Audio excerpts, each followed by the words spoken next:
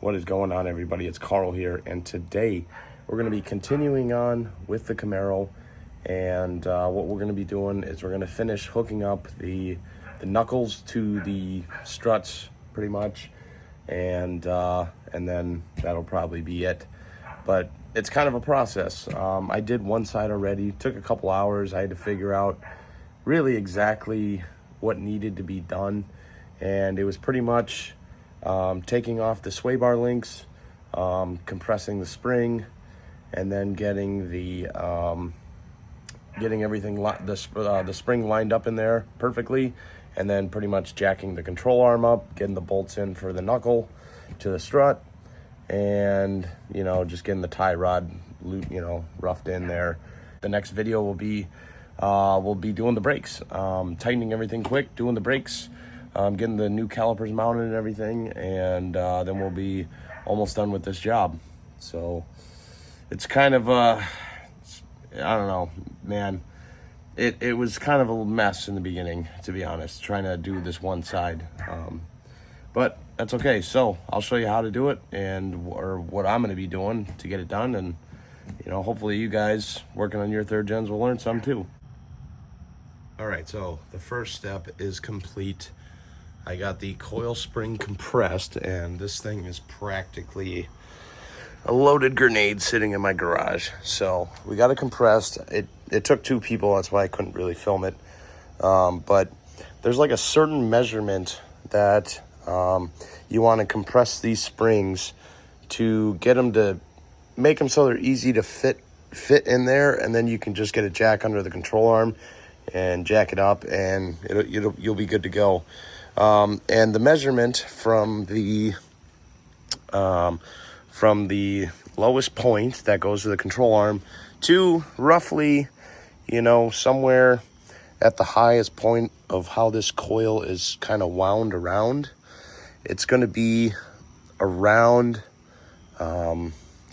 like 12 and a half to 12 3/8 inches. So that's what the length is from the tip here to some roughly in here.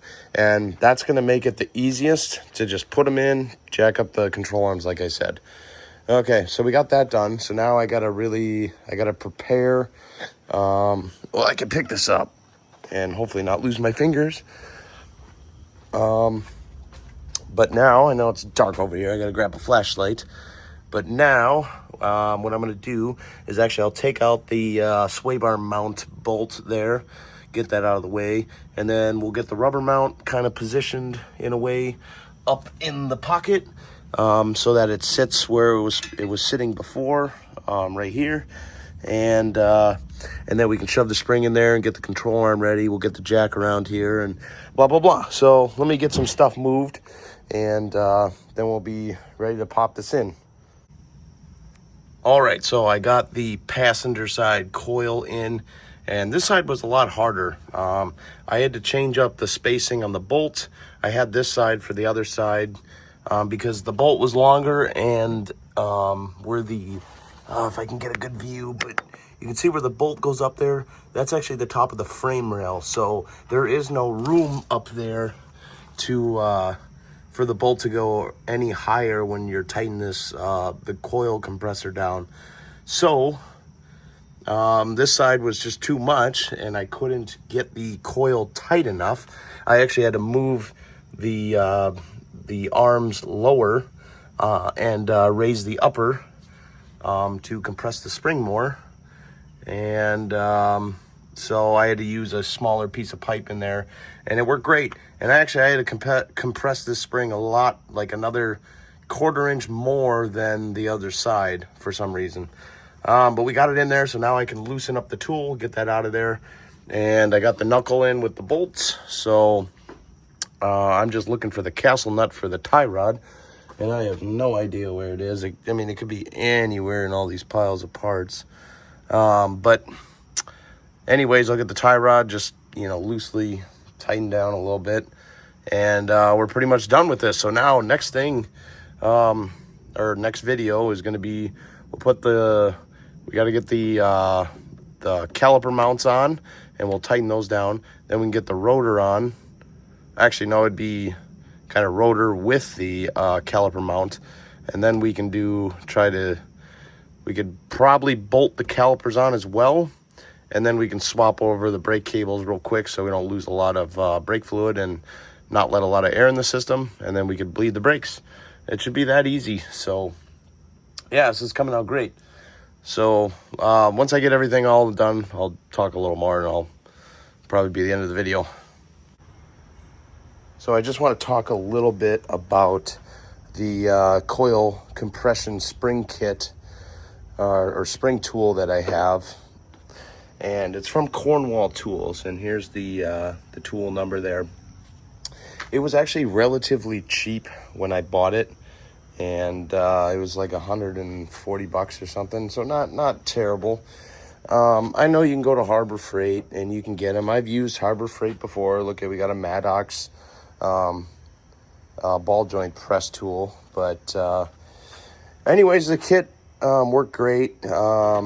These weren't going to really work. These are for more like smaller coil springs, and they're for the McPherson struts. Usually on McPherson struts, the spring or the coil size is smaller.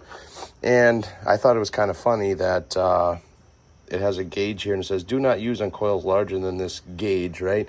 So I held it up to the front GM coils here, and there, see if you can see it, but I mean, we got just under this gauge. I mean, it's crazy. So we were almost maxed out on this tool by their standards. But anyways, I kind of found a way here. I wanted to keep these little spacers or pieces of pipe with this kit, and I found a way that fits right there perfectly. And this, I just rotated this piece around quick, and that seems to work, and I should be able to shut everything. So but yeah, it's a nice little kit. You know, I'm not knocking Harbor Freight or anything. I just wanted a little better quality, especially when you're working with practically a grenade that you're, you know, pretty much increasing the possible explosion every crank you know, when you tighten it down. But yeah, so if you guys are looking for a kit, you know, go check out Cornwall. Seems to get the job done. There is a little trick to using this tool. You got to get the bolt centered inside the spring as best as possible, because if you don't, and when you start tightening or compressing the spring, your feet are going to jump all over the place, and you know, that's scary. So all right, well, I'm so happy that this is all done for now.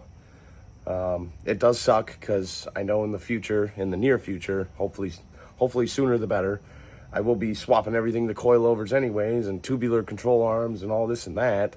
But at least we'll have the front brakes already swapped over, and it shouldn't be too hard. I mean, really just undo the knuckles again quick, and take out the springs and take off the control arms, and you know, I mean, I don't know, but I don't have all the money in the world, but that's okay.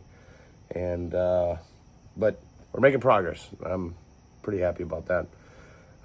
So yeah, like I said, next video we'll be doing the brakes.